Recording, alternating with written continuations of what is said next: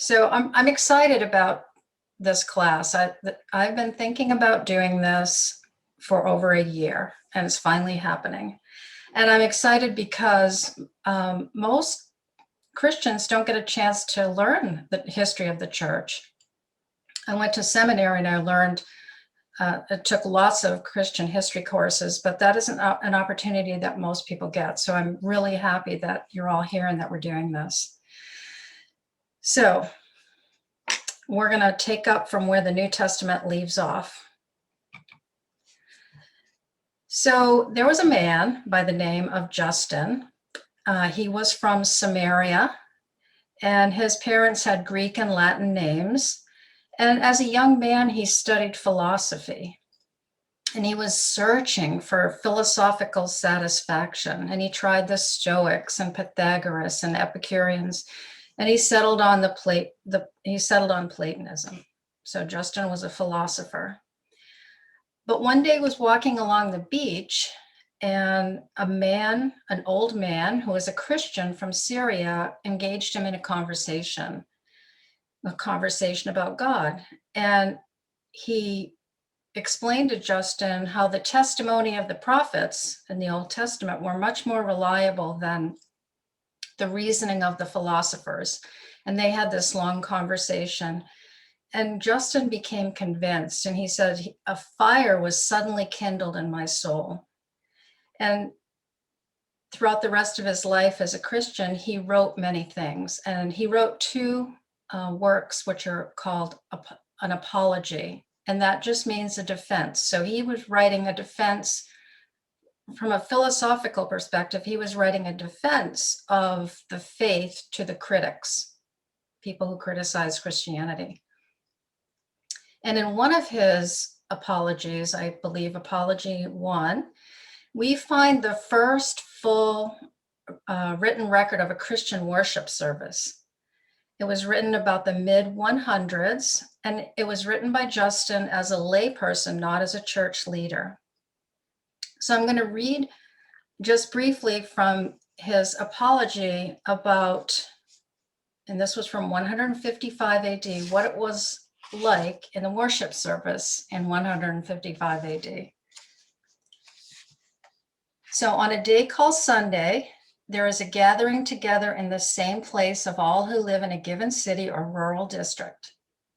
The memoirs of the apostles or the writings of the prophets are read as long as time permits. Then, when the reader ceases, the president, who is whoever's presiding over the worship service, the president in a discourse admonishes and urges the imitation of those good things. Next, we all rise together and send up prayers. When we cease from our prayer, bread is presented and wine and water. The president in the same manner sends up prayers and thanksgiving according to his ability, and the people sing out their assent, saying, Amen. A distribution and participation of the elements for which thanks have been given is made to each person, and to those who are not present, they are sent by the deacons. Those who have the means and are willing, each according to his own choice, gives what he wills, and what is collected is deposited with the president. He provides for the orphans and widows, those who are in need on account of sickness or some other cause, those who are in bonds, strangers who are sojourning, and in a word, he becomes the protector of all who are in need. So first of all, geographically, in the first few weeks of this class, we're going to be talking about the early church. And geographically, that's going to be taking place in the Mediterranean basin. So all of this light green or dark green area around the Mediterranean Sea. All the people that we're going to be talking about,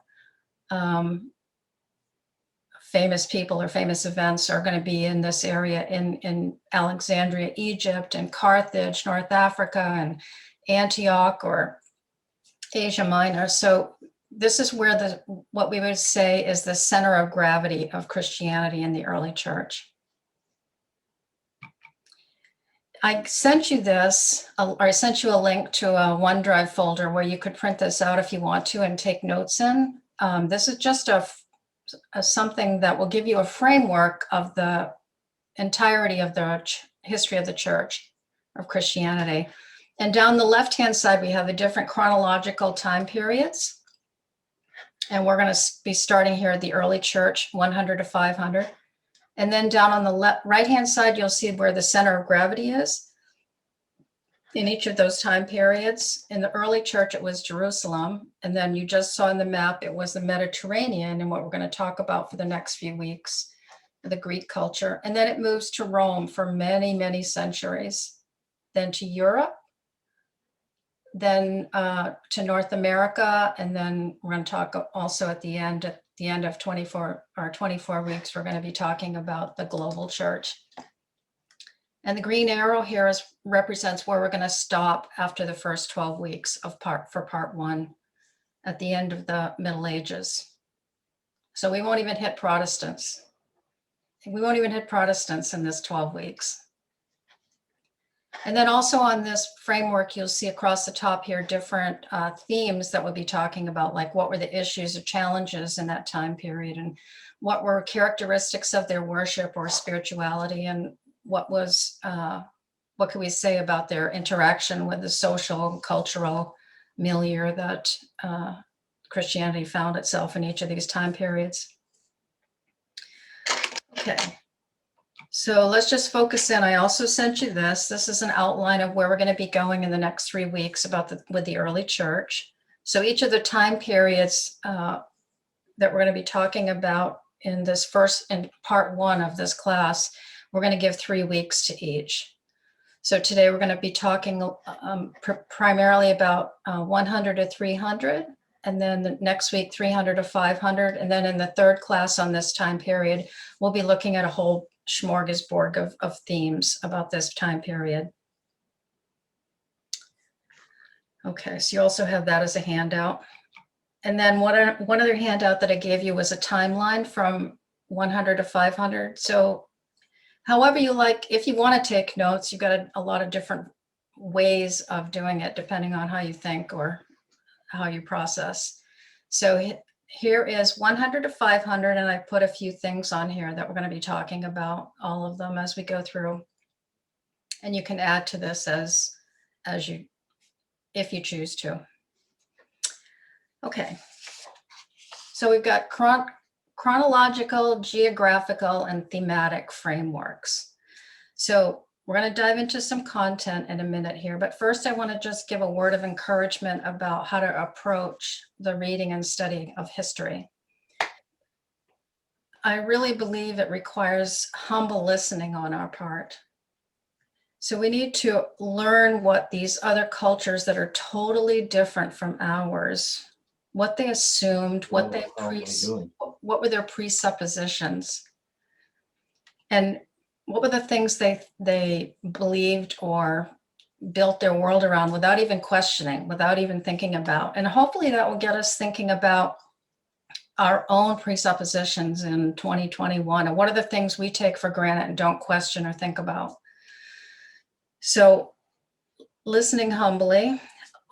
Secondly, not judging these other cultures and how they understood their Christian faith, how they worshiped, etc. So just because some of the things are going to seem bizarre to us, maybe some of them might even seem wrong, that doesn't mean that these believers did not have deep faith.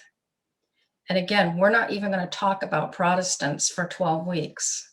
And we're going to see types of spirituality or worship which are strange to us, but that does not mean that they were wrong or that these people did not have a deep faith. They weren't wrong, they weren't stupid, and we need to not judge them as such. So humble listening, no judgment, curiosity. And really, I just pray, my prayer to God as a result of doing this is that I really hope that these ancient believers will help us examine our own worship, our own spirituality, and our ways of living the Christian life. and our assumptions and presuppositions, and understand the missional environment that we live in. So let's dig into the first couple centuries here, the second and third centuries up until about 300. In these years, Christianity grew rapidly. There was a spiritual explosion, hurtling in all directions, geographically and socially. The estimates are that during the 100s, the second century, the Christian population grew from 250,000 to about 1.5 million. And that's in a total population of 60 million across the Roman Empire as a whole. So 8 to 10% of the population. There's evidence of a church in Lyon, which is France now, in Spain, in Britain, in Carthage, North Africa, Alexandria, Antioch. Really, no part of the Roman Empire around that Mediterranean basin was without the gospel. So how did it grow so rapidly? So there were a couple of factors. So one thing was, in the cities, people lived extremely close together in this time period. There was, unless you were extraordinarily wealthy, there was no privacy. And so, I mean, you'd live on a street with people and you'd probably be cooking dinner together at the end of the street. It was very, very crowded, very open your life was. So people saw when people became Christians, and they talked to each other. So there was this interchange that the physical environment just enabled. Also, in this time period, there were migrant workers that were going back and forth between the cities and the rural areas, the agricultural areas, depending on the time of the year, and they brought ideas with them. Also, in the Roman Empire, at least in the beginning, they experienced something called the Peace of Rome, the Pax Romana, which made it safe to travel all over the place around the Mediterranean. So people traveled and they brought ideas with them, including Christianity. So there's this interchange with people, this movement, bringing of ideas, but also there was the distinctiveness of the Christian lifestyle that people were observing. And I want to share with you a quote. I want to share with you a quote from one of the critics of Christianity by the name of Celsus. He was a Greek, and he wrote a lot of things against Christianity. And here's some of the things that he said about them. So he called them a secretive tribe, silent in public, but talkative in corners. And he also said, Christians are not distinguished from the rest of mankind in country or customs, for they do not live somewhere in cities on their own or use some distinctive language or practice a peculiar way of life. Though they follow local customs and dress and food and the rest of their living, their own way of life, which they display, is wonderful and admittedly strange. This is a critic. They take part like citizens. They remain on earth, but they're citizens of heaven.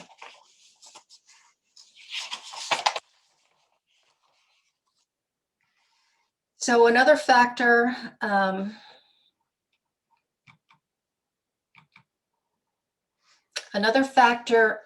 that contributed to the spread of Christianity was that the message of Christianity was backed up with demonstrations of power and effective prayer, healing prayer, particularly I'm thinking of here. So the Greco-Roman culture had a great fear of death. We're going to talk some more about that later tonight. And they were obsessed with the body and physical well-being. And this ancient society was awash with magic. And ancient medicine was tied to the magical. And this quest for health in all these magical type ceremonies and offerings to God, this quest for health dominated the lives of many people. So you can see the Christians with their healing ministry of prayer and people being healed, the great appeal that had in this culture. We're going to talk some more about Christians and healthcare in this period in a couple of weeks.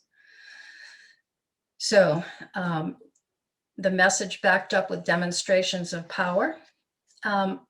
Also just plain old changed lives, somebody who had been a rogue, no longer a rogue, that type of thing. So all of these factors, but one of the biggest factors for the spread of Christianity, the growth of Christianity in this time period, were the martyrs. And you probably have heard about martyrs and persecution of early Christians. So the impact of seeing martyrs forced people into thinking about these things, and it frequently led to their conversion. And think about it. Think about these gigantic spectacles, these public arenas where thousands of people would gather. Persecution and martyrdom propelled Christianity into the public view like nothing else. So let's talk about persecution and martyrdom, because that is a characteristic of the first couple hundred years of this period that we're talking about. It started we see the beginning of it in the New Testament. We see the Jewish people persecuting Christians. And the first Roman persecution, which is not recorded in scripture, but it was under the Emperor Nero in 64 AD. So in this, just before this time period that we're talking about, he persecuted Christians. So the Romans tolerated all kinds of gods and religions. So why did they persecute this one? Well, there are a couple of things. So the critics of Christianity complained about the high number of socially inferior members of their community. They thought that they were ignorant. They accused their beliefs of being unreasonable, like incarnation and resurrection and the suffering of its God. They thought those were unreasonable beliefs. They hated the Christians' upsetting of social norms, which we're going to talk a lot about before tonight's over.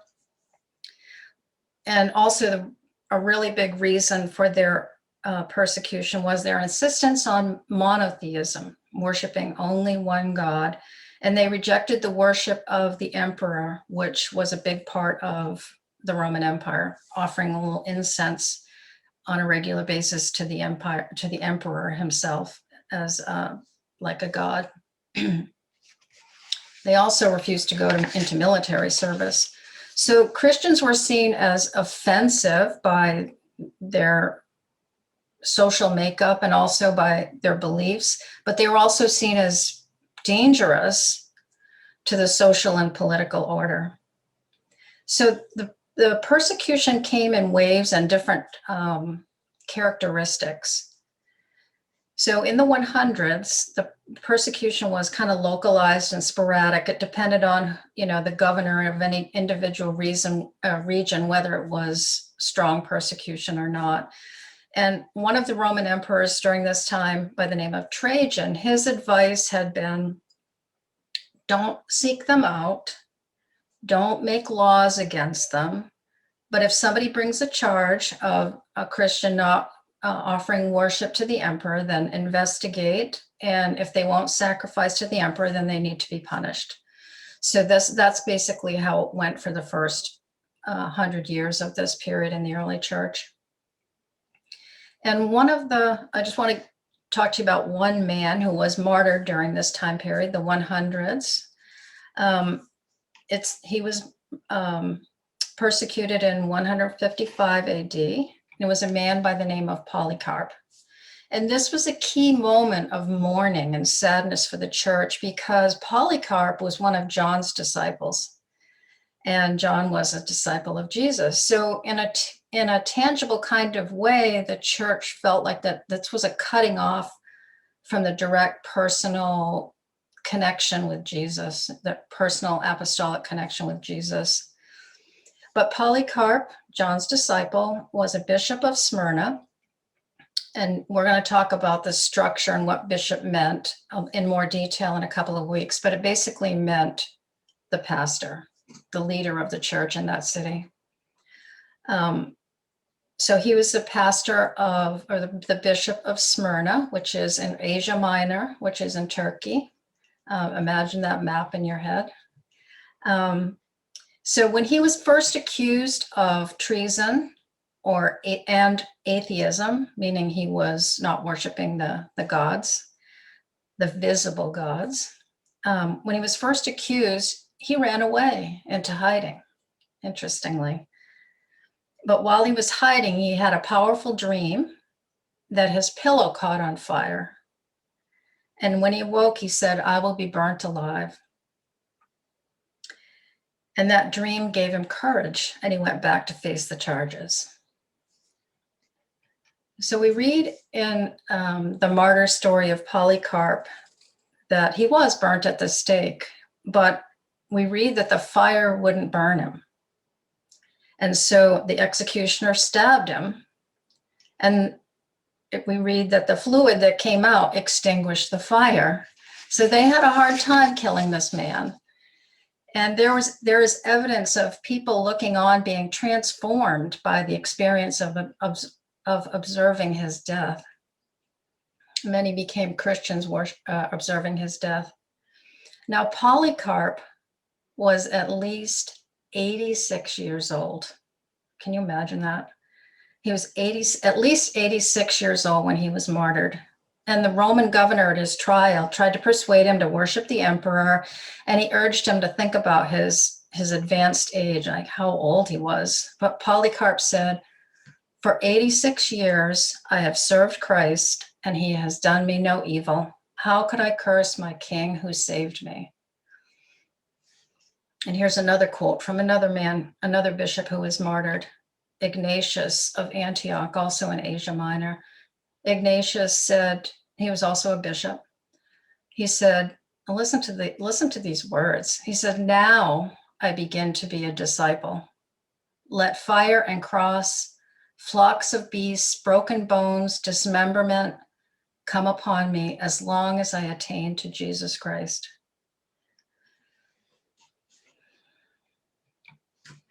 Back to the timeline here. So we get into the 3rd century, the 200s, and the Roman Empire is having some challenges. So there's civil wars in the empire. There are barbarians at their borders trying to invade. They're having inflation. They're having population decrease. They're really crumbling at the foundations. Rome is getting weaker. And if you know anything about regimes in history, Rome was just like all regimes. When they start to lose when they start to get weak, they reimpose control. They reimpose stronger control and centralization of power. And this is what Rome did. And in an attempt to reboot the authority of Rome, they set strict reimposition of emperor worship, no fooling around anymore. And they created this whole new wave of persecution laws. In 2002, there was a law written that said that forbade conversion to Christianity. And at that time, Christians were rounded up in groups, typically in this period in the early 200s, and new converts were rounded up in groups by the police. And it's interesting, in this time period in the Roman Empire, they had a very active internal police force. So in the early 200s, we see a severe empire-wide persecution of Christians. And what they did was, when you sacrificed your incense to the emperor, they gave you a certificate, and they called it a libellum. And the certificate gave you the privileges of citizenship to buy food, to sell, to just be a citizen. You needed this certificate. So it was pretty intense. You can imagine probably that some Christians buckled under this pressure. And this became a controversy in the church that really was problematic after all the persecution was over, which we'll talk about next week why it was all over. There was disagreement in the church on what to do with Christians, especially Christian leaders who had buckled under the pressure and sacrificed and gotten their certificate. Anyways, so that was the early 200s. By the end of the 200s and into the early 300s, the persecution reached new heights of intensity until it reached its peak under the emperor named Diocletian. And this persecution under Diocletian was called the Great Persecution.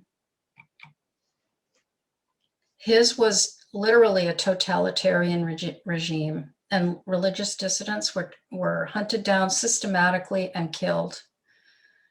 In February 303 to February 304, there was edict after edict churned out, each one of them more severe than the last.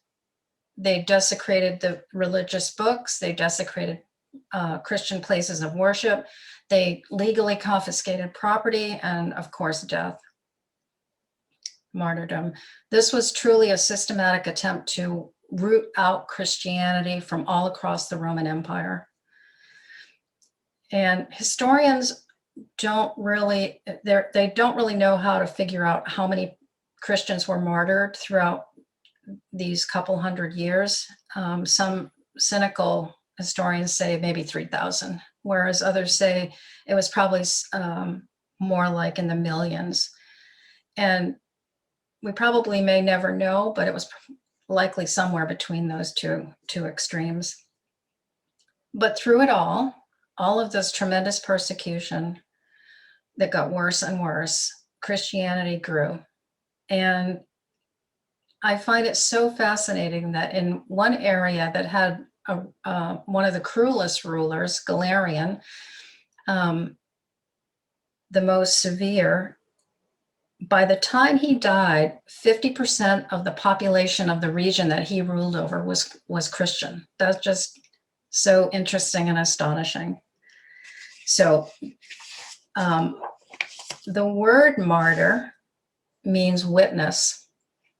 So these martyrs were witnessing to the truth, because no one would want to be killed unless he possessed the truth. And one Christian writer of this time said, "The blood of the martyrs is the seed of the church." In other words, the martyrs is what made the church grow. There were other factors, as we already talked about. This wasn't the only thing, but it definitely had a huge impact. So the list of martyred Christians grew and grew with no end in sight. And then almost overnight, everything changed. And you're going to have to wait till next week to find out why.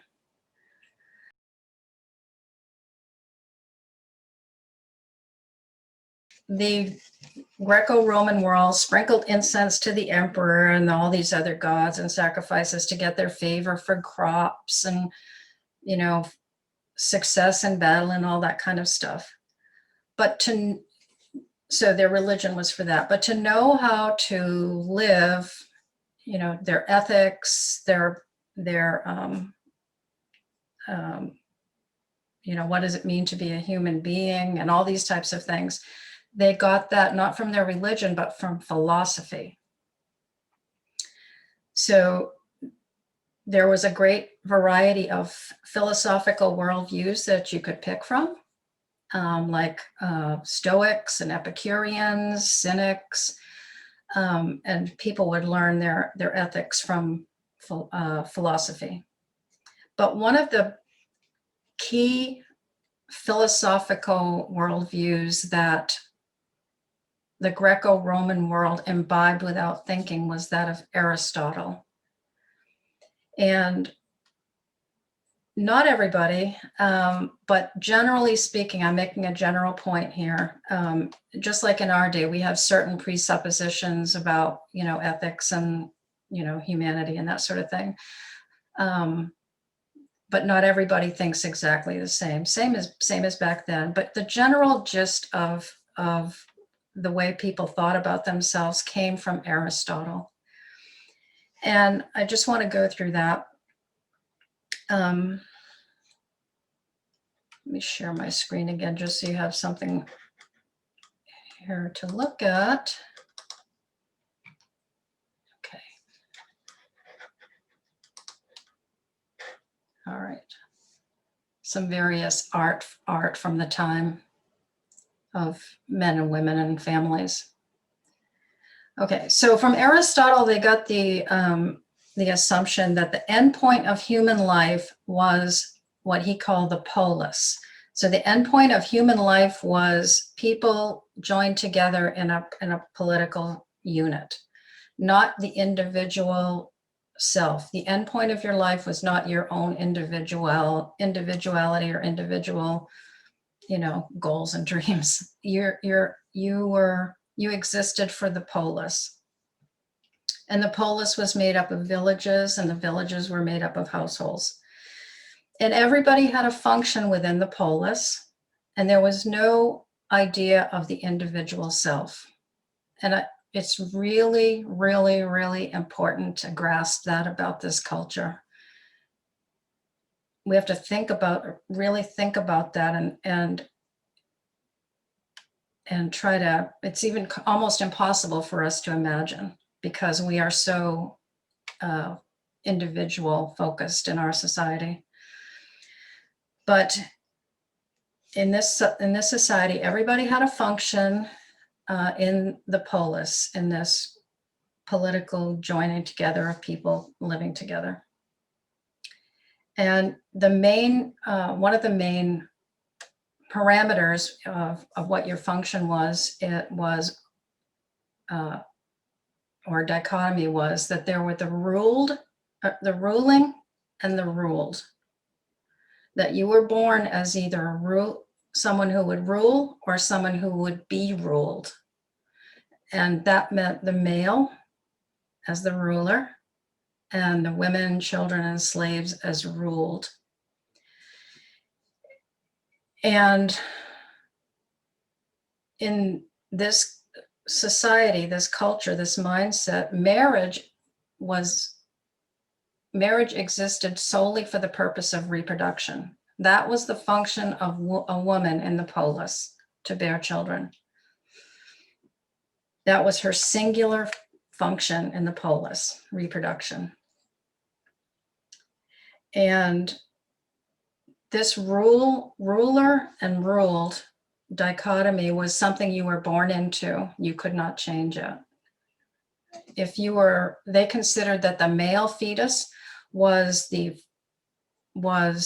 what realized the fullest potential of the human species, and that the female fetus was an undeveloped version of the male, and that the male body was the perfect form. And in the household, the women and children and slaves were understood as the possessions of the male, totally his possessions. And the ruler of the household was called the pater familias. Okay, very different. Okay. So we've got the ruled and the ruling, or the ruling and the ruled. Another aspect of how they thought was they understood themselves, particularly males, in a dualistic way. They thought of themselves as having a body and a mind and reason that were separate. And that the good life for the man was exercising his reason to gain control over the passions of his body. And for the male, bringing your body under control, mastering yourself was what made you a natural master of others. So dominance was a key male value and goal. Dominance in this greco-roman culture. Now, females absolutely do not have the capacity of reason to do this, to govern themselves, to to gain self-mastery or self-control. They don't have the capacity, so they need male governance. They need the good government of the male. They need male regulation. So that's their idea of what it is to be a human, what it is to be male, what it is to be female. Now, marriage was the formation of a new household, and it was a civic ceremony. It's nothing religious. It wasn't anything where you picked your husband or wife.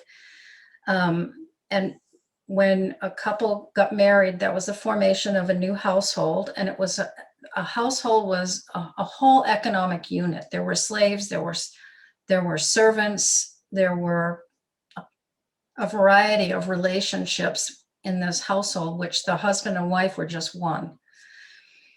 And the household of all these different people was defined by hierarchy.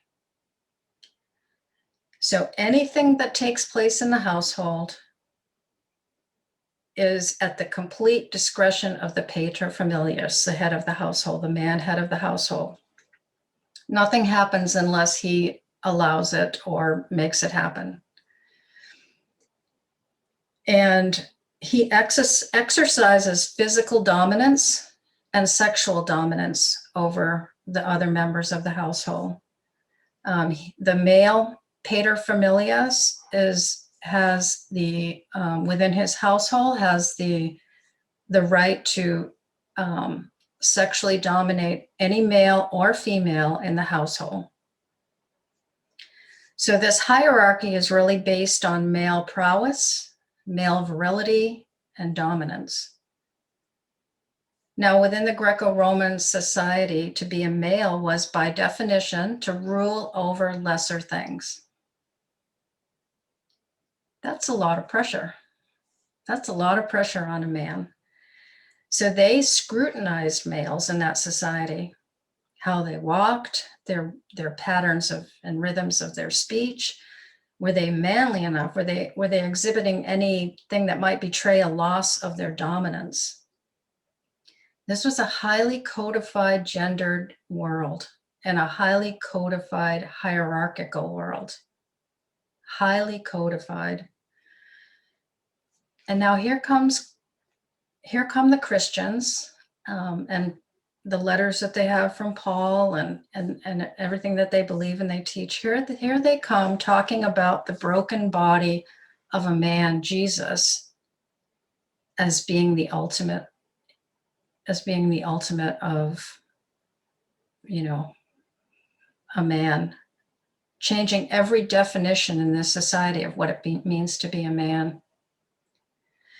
And here come the Christians, and you can see it in the letters of Paul, talking about a household, just like they understood household, but now they're talking about a household of faith, of members claiming equality with each other and renouncing all the traditional hierarchies. So Christianity had a huge appeal, obviously, to slaves and to women and to lower echelons in the social hierarchy. But Christians actually came from all classes and from male and female.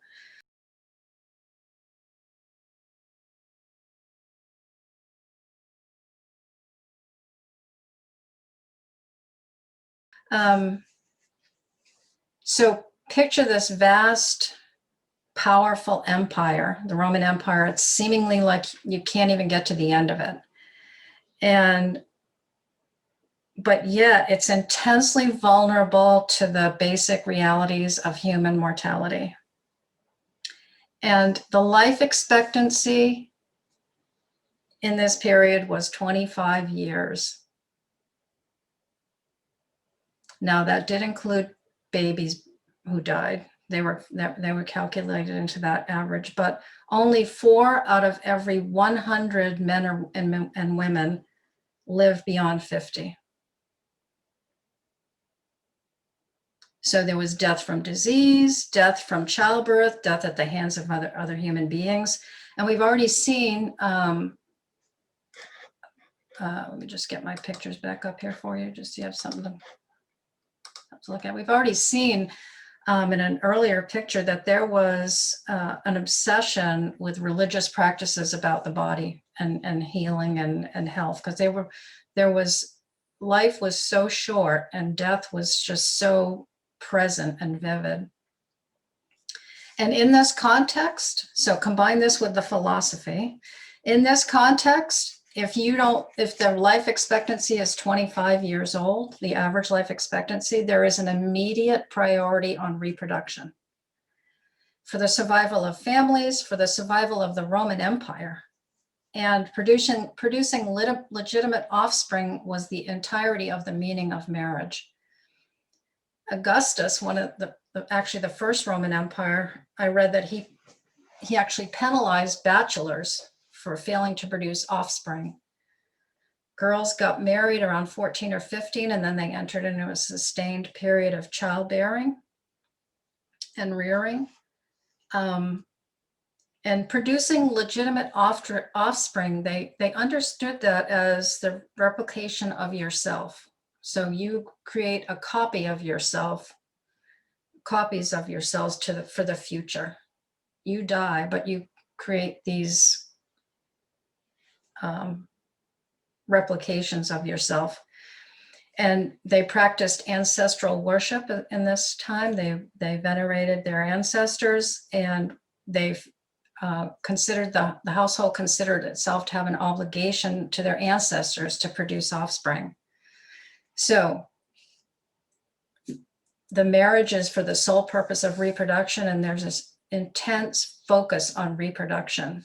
And now back to Christians and Paul's letters, and if you remember in 1 Corinthians, he's talking about, in one of the chapters, he's talking about the marital relationships, and he doesn't even mention procreation. And he doesn't talk about reason and self-mastery. He doesn't think about the human being like that. Christians don't think about the human being like that. It's not but it's about your body being a temple of the Holy Spirit, and the resurrection of your own body, not the replicating of yourself through offspring. And it's the Spirit of God who bears fruit in your life, the fruit of kindness and goodness, etc., and self-control. It's not from your own reason and your own mastery. It's the Holy Spirit within you. So, and I've just given you a little bit of, gold dust here, but everything that the Christians taught was utterly, radically countercultural in this Greco-Roman world. And they problematized Christianity problematized all the existing categories of Greco-Roman culture: marriage, sex, family. We're going to come back to the theme of marriage, sex, and family periodically, fairly regularly through this course, because that's something we can really, those themes are something we can really relate to in our day. So Christians are talking about a new community, a new way of living together, rather than different standards for different groups or different sexual ethics for different categories of people. Christianity established one radical way of being in Christ. And it was being filled with the Spirit and following Christ as the defining and all-surpassing measure of human identity. It's no wonder that the culture hated them. Christianity contravened everything that culture held dear.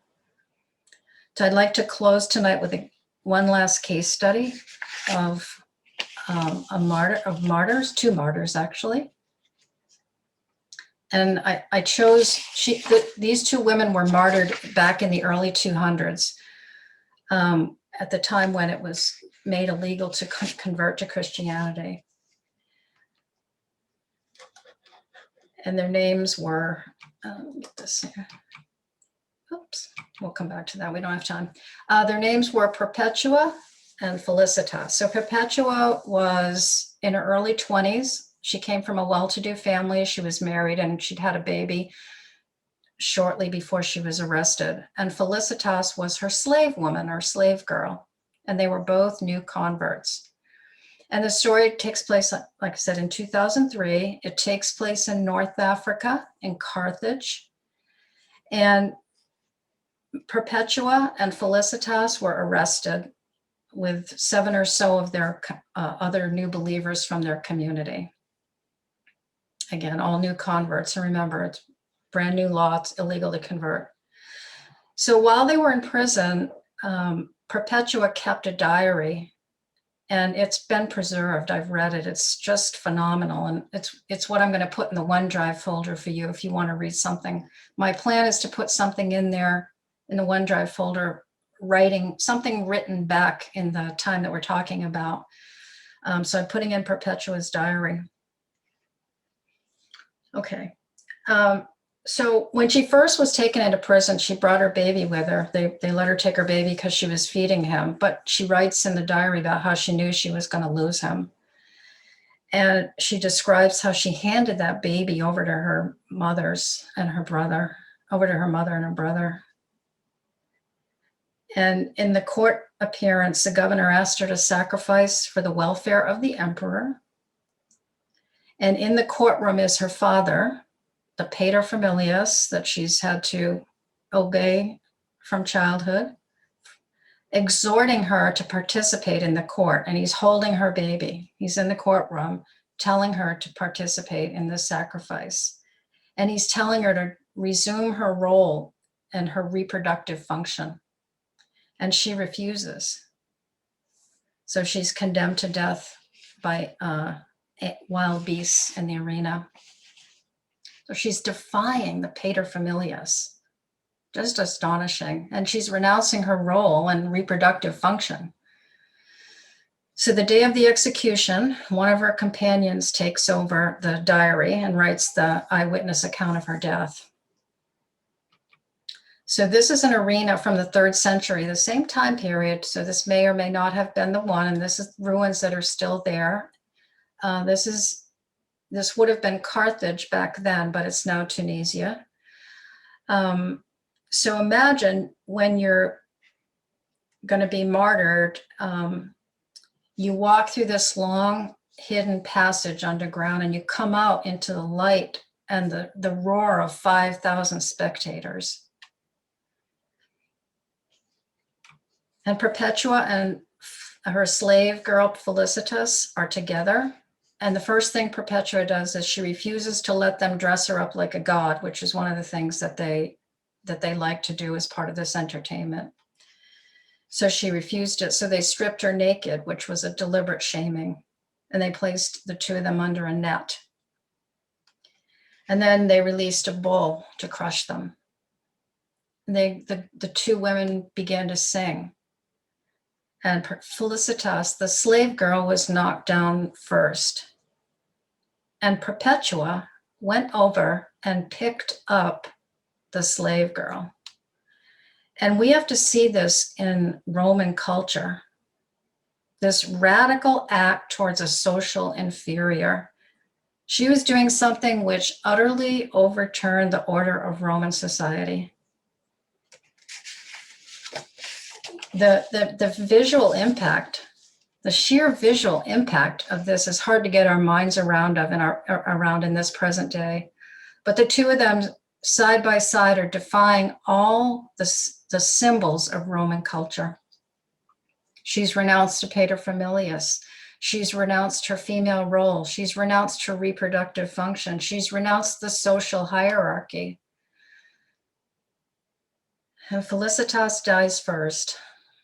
And then the eyewitness account says, and I read, Perpetua, that she might have some taste of pain, was pierced between the bones and shrieked out.